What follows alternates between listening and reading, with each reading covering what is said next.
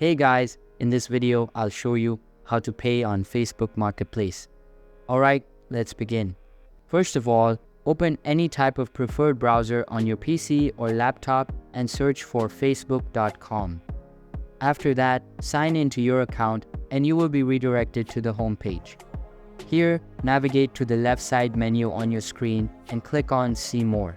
After that, access the marketplace and all of the available ads will be displayed on your screen.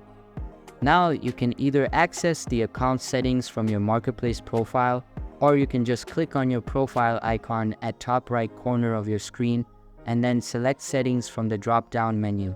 Once you are inside settings, click on the See More in Account Center embed at the top and the Account Center will be launched.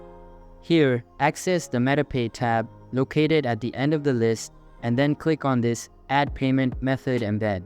On this page, you can either enter your PayPal account as a payment method or you can just link your credit card.